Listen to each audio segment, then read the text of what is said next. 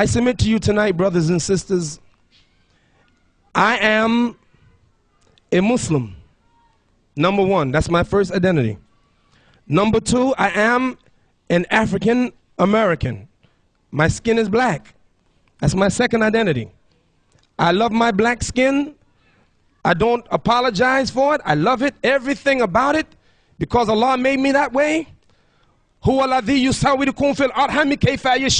Allah who created you in the wombs of your mother as He pleased. And if Allah made me a black man and pleased for me to be black, I'm pleased to be black. Allah made me that way. Allah made me to be a man, and I love being a man. I don't want to be a woman. Degenerate. And every woman should be proud of what Allah made her to be, a beautiful woman. I don't want my wife to be like me. I love her exactly the way she is. She is a woman. If your skin is white, be proud of that white skin that Allah gave you. Your hair is red, your hair is nappy, your hair is woolly, your hair is black, it's blonde. Doesn't matter. These are insignificant things. The real thing is, the real knowledge is that we submit our will to do the will of Allah the Almighty. So number one, I'm a Muslim. Why? Because on the day of judgment, my black skin can't do nothing for me. Your white skin can't do nothing for you. Your Arabic tongue can do nothing for you. Coming from America or coming from wherever you come from will do nothing for you on the day of judgment. The thing that will help you is your relationship with Allah the Almighty, your iman, your faith, your taqwa. So don't worry about your skin color. Don't worry about what country you come from, language you speak. That's irrelevant to Allah subhanahu wa ta'ala. Allah doesn't look at these superficial things. He looks at your heart and your deeds. So I'm one, a Muslim. Number two, I'm black. And number three, I am American. Brothers and sisters, the same way some of you brothers come from Egypt and sisters come from Egypt or Syria or Jordan or Palestine or Sudan. Every one of you came from a country. I come from a country too. My country happens to be America. I'm born in America. Allah made me to. I had no choice. I just woke up one day and I was in Brooklyn. I had nothing to do with it. I didn't choose my parents. Allah chose them for me. Yes. And wherever Allah raised you up and gave you life, in whatever country He gave you life, that's the country you're born in. So this is my country. And I don't want to see America fail.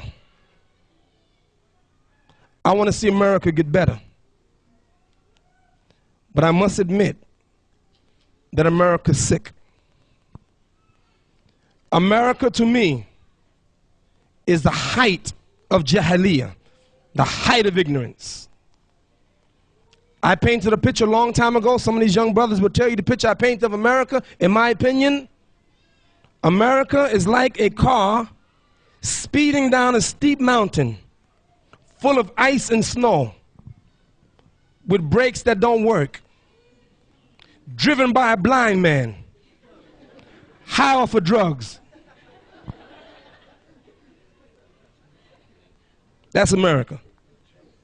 America, like a car speeding down a steep mountain full of ice and snow with brakes that don't work, driven by a blind man, high off of drugs.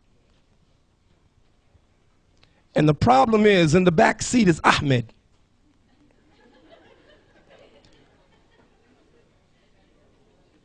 Whose feet are on the brakes and whose hands control the throttle? Why do I say America is the height of ignorance? Imam Siraj, but all of the technology of America, all of that, yes, tops. But real knowledge, she lacks. And what is that knowledge? Number one, brothers and sisters, the greatest knowledge that you can ever get is the knowledge of Allah. Trust me. The greatest knowledge you can ever get, the greatest knowledge, is the knowledge of your Creator, Allah.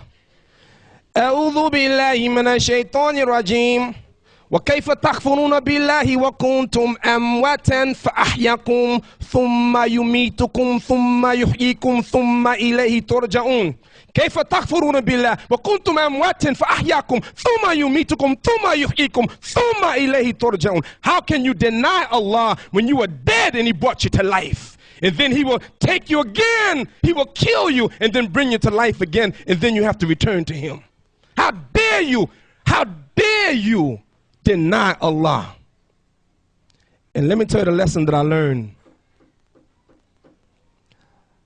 For Allah, the real issue is not how you begin, but how you end.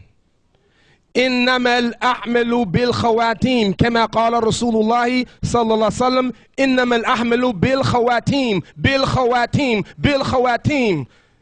Your deeds shall be judged by your last deeds. By your what? Last deeds. By your what? Last deeds. You know why? So you can't take Allah for granted. Some people want to rest on their laurels. Oh yeah, I worked hard, I can retire now. I can sit down. But guess what? Prophet Muhammad, peace and blessing be upon him, never retired. He died on the post. Abu Bakr never retired. He died on the post. Umar never retired. He died on the post. Uthman never retired. He died on the post. Ali never retired. He died on the post. What about you? You're going to now retire from Islam? Well, I've been working 50 years, so I can retire now. Shut up.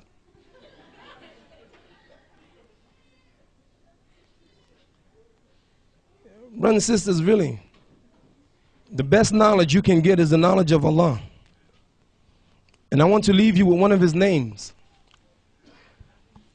Yes, knowledge is sacred. What kind of knowledge? And you make sure that you don't be ignorant to the real knowledge and then get the superficial knowledge that can't help you on the day of judgment. Because even if you're a mathematician, by being a mathematician will not get you into Jannah, not get you into paradise. Don't get me wrong, don't say Imam Siraj is teaching against secular knowledge. No, I'm not. Imam Siraj is teaching us priority. Make sure you get the right knowledge first. And the most important and significant knowledge is the knowledge of Allah. Once you have that, then you can put everything else in perspective. One of the brothers from New York, alhamdulillah, made Hajj. Sheikh Rafiq, is the principal of the school, the Muslim school under which my children go to. And by the way, brothers and sisters, in case you didn't know it, there are 17 full-time Muslim schools in New York City. But don't get excited, because those 17 full-time Muslim schools only accommodate less than 1% of the Muslim youth. So even though 17 appears to be a lot, it's really insignificant according to what we need. But this school, Islamic Elementary School, Sheikh Rafiq is the principal. He went to make Hajj. He was at JFK Airport the day on the way to go to Jeddah, and he had in his briefcase $15,000 in cash. And he put the briefcase standing up on the line, ticket counter. He put the briefcase between his legs. He says, Imam, I turned 1 second and I looked, it was gone. $15,000. Cash. Stolen. The person who stole it is a person that's jahil, ignorant, because they don't know Allah.